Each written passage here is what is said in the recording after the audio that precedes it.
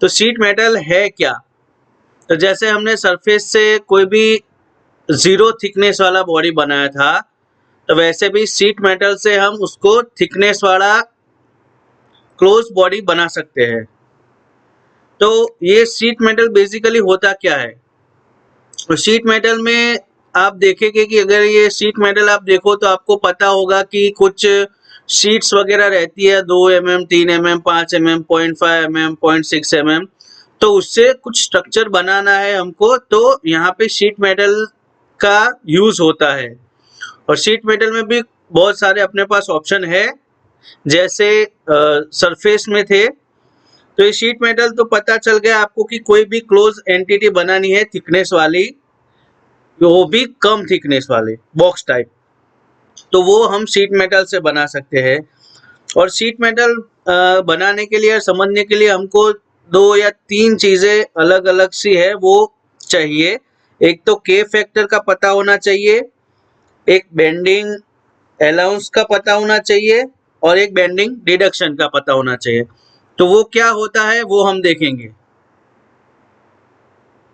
यहाँ पे sheet metal है, यहाँ पे के फैक्टर है। जैसे मैंने आपको बताया, के फैक्टर क्या है कि यहाँ पे एक ये मान लो पूरा अपना शीट का थिकनेस है, ये पूरा टोटली ये इसका सेंटर लाइन है। तो मतलब अपना के फैक्टर होता है half thickness divided by full thickness.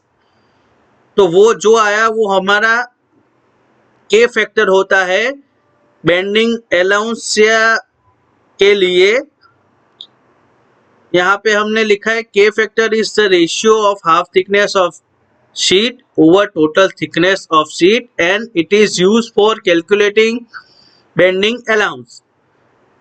We can use the above मतलब below formula for calculating bending allowance with K factor। तो यहाँ पे हमारे पास एक फॉर्मूला है BA equal to pi bracket R plus K means अपना K फैक्टर, T और A divided by 180। तो ये बी ए तो बेंडिंग अलाउंस है, ये पाई है तो पाई का वैल्यू है। यहाँ पे आर है तो यहाँ पे जो बेंड होके इनसाइड में जो रेडियस बनेगा वो आर है। के मीन्स के फैक्टर है, तो के फैक्टर तो हमने बताया ये हाफ थिकनेस है, मतलब यहाँ पे जो अपना मेन जो लाइन है उससे आधा वाला थिकनेस डिवाइडेड बाय शीट का पूरा थिकनेस, और उसका इनटू टी पूरा थिकनेस। और यहाँ पे ए लिखा है, तो ए पूरा एंगल है कि जहां से ये शीट का जो बाहर का रेडियस है वो स्टार्ट से लेके एंड तक जितना होगा उतना एंगल डिवाइडेड बाय 180। तो यहाँ पे फॉर्मूला है, ये फॉर्मूला हमको काम आएगा तो ध्यान में भी रखना है और इसको थोड़ा समझना भी है। Bending allowance equal to pi R plus K T into A divided by 180। तो ये के फैक्टर का यूज है बेंडिंग अलाउंस के लिए। चलिए अभी हमने के फैक्टर तो देख लिया कि क्या है। अभी ये बेंडिंग अलाउंस क्या है और बेंडिंग डिडक्शन क्या है। तो यहाँ पे बेंडिंग अलाउंस है वो हम नेक्स्ट स्लाइड में देखेंगे।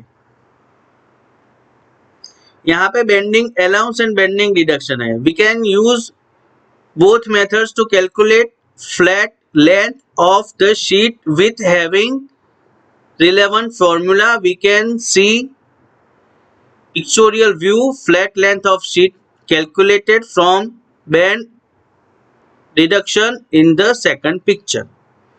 तो ये मतलब जैसे मैंने यहाँ पे ऊपर लिखा है, हमारे पास बेंड अलाउंस के लिए ये फॉर्मूला है, बेंड डिडक्शन के लिए ये फॉर्मूला है, और यहाँ पे बेंड डिडक्शन है तो उसको फ्लैट करना है।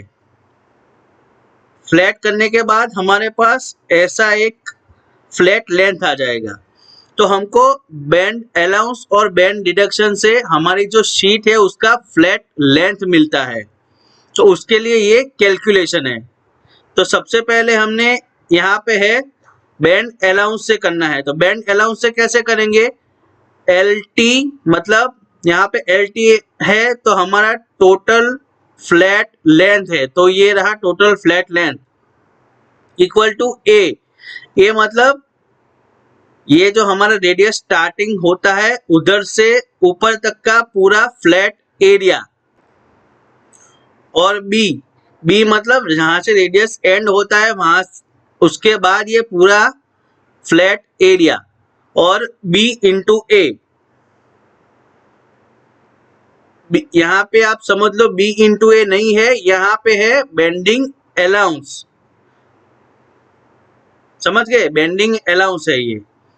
तो यहाँ पे बेंडिंग अलाउंस हम ऐसे कैलकुलेट कर सकते हैं ये फॉर्मूला से, और इस फॉर्मूला से हमको यहाँ पे स्ट्रेट लेंथ मिलता है। यहाँ पे है बेंडिंग डिडक्शन। तो बेंडिंग डिडक्शन से क्या है, ए मतलब इस टॉप से लेके यहाँ पे बॉटम तक का पूरा लंबाई, प्लस बी, बी मतलब ये बॉटम का पूरा स्ट्रेट से लेके यहाँ पे वर्टिकल का पूरा लंबाई, minus B D, bending deduction value. समझे, बेंड अलाउंस का मतलब है ए और बी, और यहाँ पे ये जो छूट जाता है वो प्लस करना है, तो हमको फ्लैट लेंथ का एग्जैक्ट लेंथ मिलेगा इस कैलकुलेशन से। और इस कैलकुलेशन से ये पूरा लंबाई इसका, पूरा लंबाई उसका, माइनस बाई डी, तो पूरा बेंड डिडक्शन मिलेगा। तो ये हमने पूरा के फैक्टर देखा, bend allowance and bend deduction देखा।